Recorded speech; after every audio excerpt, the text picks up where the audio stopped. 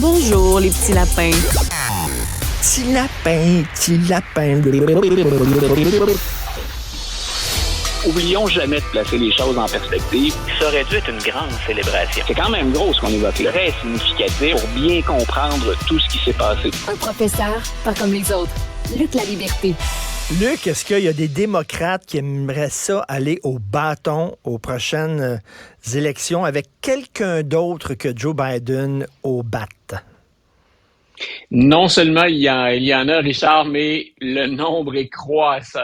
Dans les nombreux sondages, on croule, on est loin encore, à la fois proche et loin de l'échéance électorale de la présidentielle, mais on multiplie les sondages. Il y en a pour tout le monde, beaucoup chez les républicains, et c'est vrai qu'avec les démêlés devant les tribunaux de Donald Trump, on se dit qui peut percer parmi les autres. Il y a un lien avec Joe Biden là-dedans. Parmi les autres, il y a Nikki Haley.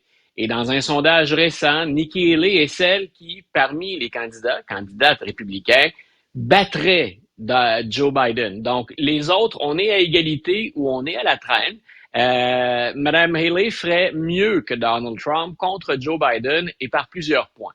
Donc, si on se rabat du côté démocrate, M. Biden a mené une campagne qui, somme toute, en 2020, était plutôt défensive. Il est chez lui, il est bien installé, pandémie oblige, on ne prend pas de risques. Mais en même temps, pour M. Biden, ça veut dire qu'on ne quitte pas la maison ou très peu.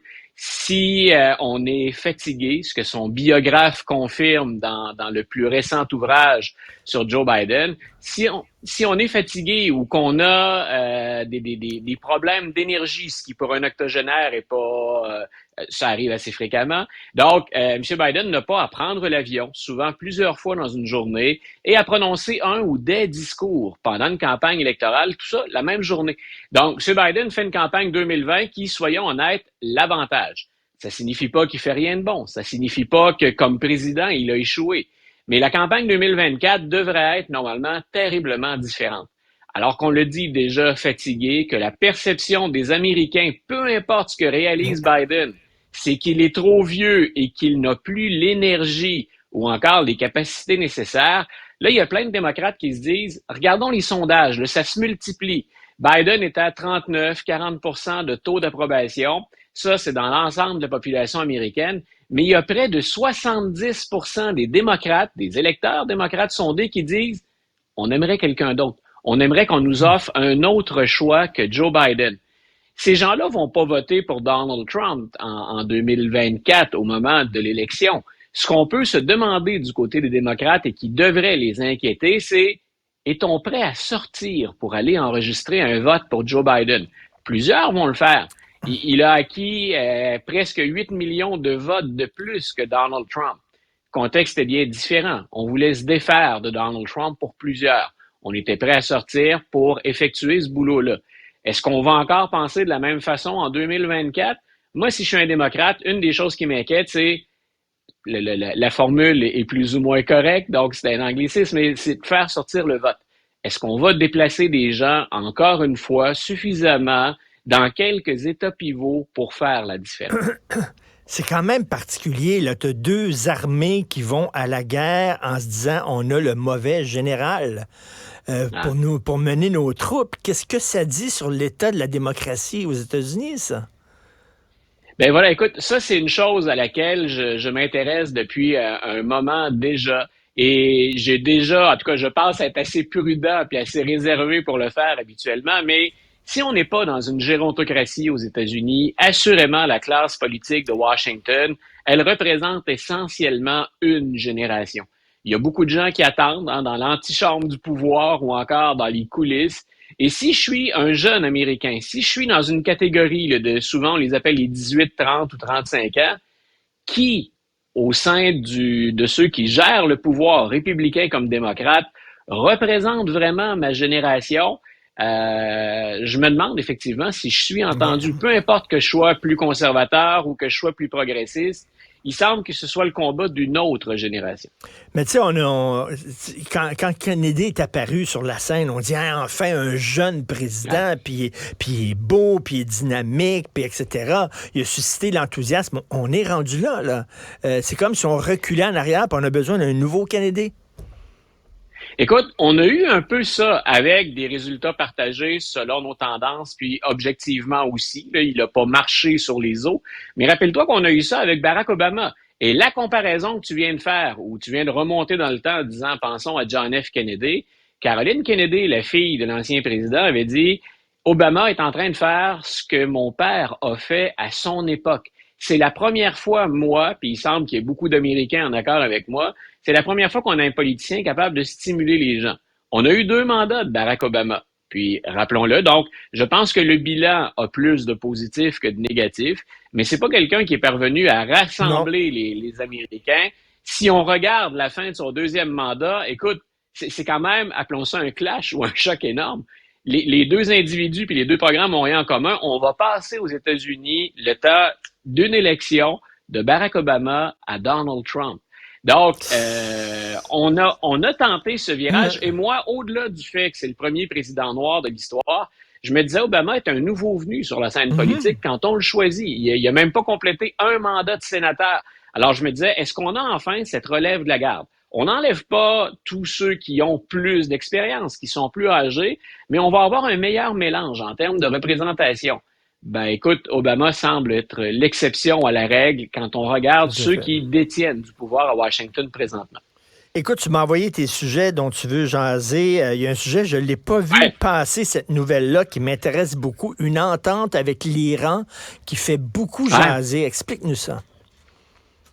Écoute, l'administration Biden a déjà signé là, des documents pour libérer 6 milliards de dollars qui étaient des fonds appartenant à l'Iran, mais qu'on avait gelés. Ça faisait partie des sanctions que les Américains avaient contre l'Iran. Et là, l'administration Biden a dit, on discute d'échanges de prisonniers avec les Iraniens. Donc, je répète, c'est déjà fait. On a dit, on libère 6 milliards de dollars qui ne s'en vont pas, cependant, directement en Iran. Ça va passer par la Corée du Sud, où là, les Iraniens pourront se procurer ces 6 milliards de dollars-là, mais qui seraient dirigés vers des besoins particuliers de l'Iran, l'équivalent de l'aide humanitaire pour un pays dont la population en a bien besoin. Donc, les Américains disent, on libère cet argent-là. On l'avait gelé, ça faisait partie des sanctions. Ces actifs-là, chez nous, on ne pouvait pas y toucher. On passe par un partenaire qui travaille avec l'Iran, entre autres pour des questions d'échange au niveau du pétrole. Donc, on a dit, passons par la Corée du Sud. Et en échange de ça, ce qu'on s'attend, ça pourrait arriver cette semaine, ce serait plus étonnant. Début de la semaine prochaine, 5 Américains détenus en Iran rentreraient au pays. Si bien sûr on est des proches de ces familles-là, de ces 5 personnes-là, qui sont des gens, pour ce qu'on en dit, en tout cas aux États-Unis, qui n'avaient absolument rien à se reprocher. Ça arrive dans des régimes autoritaires, puis ça nous rappelle peut-être le cas de la joueuse de basket Brittney Griner qui avait été très médiatisée. Donc, si on est des proches de ces familles-là, ce sont 5 Américains qui rentrent au pays, et dans certains cas, ils étaient détenus depuis longtemps en Iran. On peut se réjouir. Au plan humanitaire, il y a des gens qui rentrent chez eux et qui retrouvent leur famille. Les critiques du président ou les critiques du secrétaire d'État Blinken, on peut deviner, elles sont majoritairement républicaines, mais pas que républicaines. Il y a aussi des Iraniens qui vivent aux États-Unis et qui en ont long à dire contre le régime. Ces gens-là disent, vous venez ni plus ni moins que de payer une rançon à l'Iran. Ce que vous encouragez l'Iran à faire, c'est répéter ce geste-là. Alors, grosso modo, c'est, on fait toujours attention à l'utilisation des termes, mais c'est, vous négociez avec des terroristes. Hein, c'est ce qu'on dit, on ne négocie pas avec des terroristes. L'administration Biden dit, oui, on donne de l'aide. Par contre, cette aide-là, c'est pour venir en aide au peuple iranien. Ce n'est pas pour financer le régime, pour faire ce que nous, on considère bien sûr mal ou déplorable. Et en échange de ça, on récupère les nôtres. Mais le débat est sur est-ce qu'il y a un lien direct entre ces deux affaires-là ou c'est une coïncidence que ça arrive en même temps? Ou alors c'était c'était relié. Lesquelles 2 histoires, tu veux dire? C'est-à-dire que on vous donne de l'argent, on dégèle votre argent, puis en échange, les prisonniers sortent. C'était ça le deal ou bien ces 2 affaires sont arrivées en même temps? Non. L'entente est très claire. C'est avec ces 6 milliards de dollars-là auxquels l'Iran va maintenant avoir accès, on retourne les Américains chez eux. Donc, c'est là où j'ai hâte de voir comment M. Biden va se tirer de ce pas-là. Parce que je fais un lien avec une autre histoire. Il y a beaucoup de choses qui se jouent sur l'échiquier international. M. Biden vient de quitter le G20, puis tout de suite à la fin du G20, il dit On annonce un grand plan d'infrastructure auquel l'Inde, qui est devenue la coqueluche maintenant, le pays dont on souhaite avoir l'appui, chinois et américains courtisent à leur manière, chacun de leur côté. M. Biden dit, on a l'appui de l'Inde, mais aussi de l'Arabie saoudite, entre autres, et on va développer un vaste plan d'infrastructure. Et là, aux États-Unis, quelle est une partie du retour de flamme ou du backlash qu'on a eu? Depuis quand on va frayer avec l'Inde, à qui on a souvent reproché, dont M. Modi lui-même, le non-respect des droits et libertés?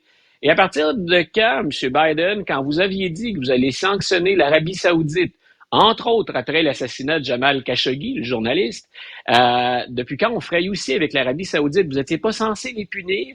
Donc, il y a ce genre de discussion qu'on a, de réaction qu'on peut très bien s'expliquer, où on se dit, on le sait, les affaires internationales, la diplomatie, les relations commerciales, c'est pas toujours évident, pas fréquent qu'on puisse lier retombées pragmatiques terre à terre et morale ou éthique.